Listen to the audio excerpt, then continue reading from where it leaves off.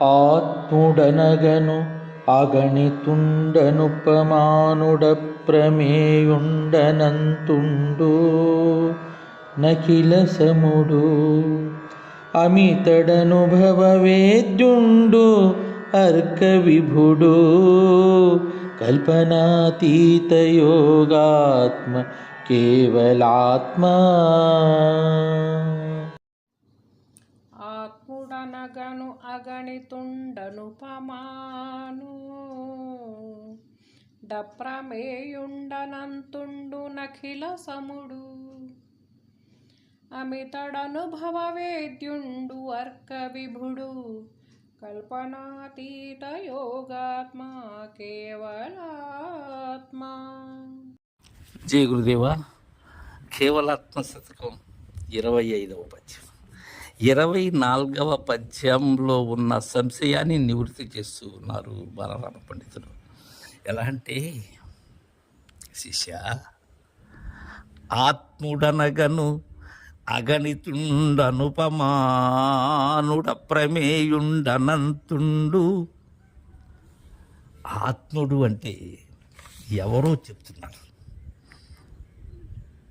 శరీరం కన్నా భిన్నమై శాశ్వతత్వము కలిగినది అనేటువంటి భావన ఏదైతే ఉన్నదో, నేను అనే భావన ఏదైతే ఉన్నదో, అది ఆత్ముడు. అయితే ఎలా ఉంటాడు ఆత్ముడు? అగణితుడు, లెక్కించ వీలు కానటువంటి వాడు. ఎందుకని? ఉన్న భిన్న రూపములన్నీ తానే అయి వాటికి భిన్నముగా ఉన్నాడు. కావున లెక్కించడానికి సాధ్యం కాదు. పేరు కలిగి నీచే గుర్తెరగబడుతూ ఉన్నది ఏదైతే ఉన్నదో అది సమస్తము కూడా ఆత్మ.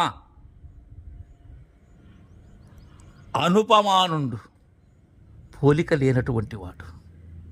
అన్ని పోలికలు తానే అయ్యి ఏ పోలిక లేనటువంటి వాడు ఆత్ముడు. వాడెవరు? నేను. ఉపమాన రహితుడైనటువంటి వాడను నేను. నేనే ఆత్మ, నేనే జీవాత్మ, నేనే పరమాత్మ, నేనే ప్రత్యేగాత్మ, నేనే సూత్రాత్మ. ఇక ఉపమానం ఎక్కడున్నది? అక్కడ జాగరూకతతో గమనించాలి మనం. శ్రీ బాలరామ పండితుల వారి యథార్థ భావన. అప్రమేయుండనంతుండు. అప్రమేయుడు అంటే ఏంది? ఏ ప్రమేయము లేనటువంటి వాడు. ఎవరు? దైవం లేక దేవుడు. డుమువుల ప్రకారం అయితే దేవుడు, లేకపోతే దైవము. ఇక్కడ దైవముగా ఏదైతే భావిస్తూ దైవమే తానై తనకు భిన్నముగా దైవం ఉన్నదని భిన్న రూపాలను ఆపాదిస్తూ ఉన్నప్పుడు అది అగణితం కాకుండా ఏమవుతుంది? అనంతుండు, అంతము లేనటువంటి వాడు. ఎందుకు అంతము లేదు? ఎందు చూసినా సందు లేక ఉండబడేటువంటి స్వభావం ఆత్మకు ఉన్నది. కారణం సర్వం తానే అయి ఉన్నది కాన. అఖిల సముడు, సర్వ అఖిలము ఏదైతే ఉన్నదో సమస్త చరాచర జగజ్జాలమంతా కూడా దానికి సమానమైనటువంటి వాడు. ఎవరు? జగత్కారకుడను నేనే, అగణితుండను నేనే, నేనే ఆత్మను. అయం ఆత్మ బ్రహ్మ. దీనికే మమాత్మ సర్వభూతాత్మ. ఈ విషయం తేటతెల్లం కావాలి. నాలో 5 వన్నెల మధ్యన 5 వన్నెలు తానే అయ్యి, మళ్ళీ 5 వన్నెలు వేరే, ఈ మధ్య వెలిగేటువంటి జ్యోతి స్వరూపము, ఆ ప్రకాశ స్వరూపం అని కాదు. 5 వన్నెలు తానే, 5 వన్నెలలో ఉన్నది తానే. ఇక్కడ కాకపోతే చిక్కు వీడదు.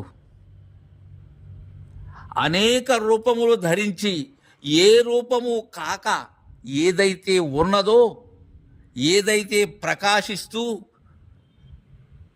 అన్నిటికీ తానే ప్రకాశమై ఉన్నదో అన్నిటినీ వెలిగిస్తూ ఉన్నది తానే, వెలుగుతూ ఉన్నది తానే. అఖిల సముడు అమితుడు అనుభవ వేద్యుండు, అర్క విభుడు అమితుడు అనుభవ వేద్యుండు. అమితుడు అంటే మితం లేనటువంటి వాడు. ఎక్కడున్నది మితం? భూతరాలు సమస్తము కూడా తనలో ఇముడ్చుకొని తానే సర్వమైనప్పుడు అది మితరహితమే కానీ వేరే కాదు కదా. అమితుడు అనుభవ వేద్యుండు. అనుభవించి ఎవరైతే దాన్ని సాక్షాత్కరించుకుంటారో, ఇక్కడ సాక్షాత్కారం అంటే తను తాను దర్శించుకోవటమే. తన స్వస్థానాన్ని, తన స్వరూపాన్ని, తన స్వభావాన్ని, తన స్వలక్షణాన్ని ఎరిగినప్పుడు అది ఆత్మసాక్షాత్కారం.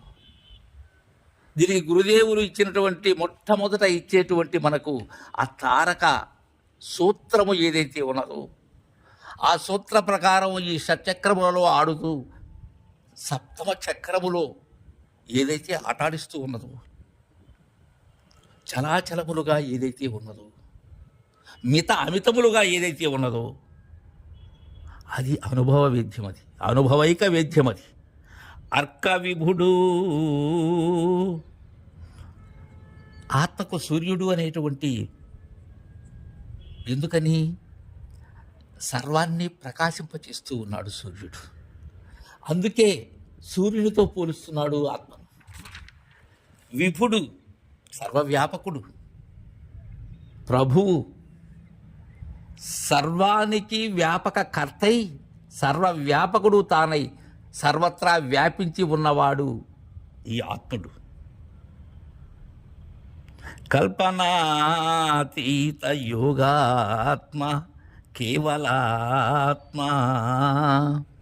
జయ గురుదేవా.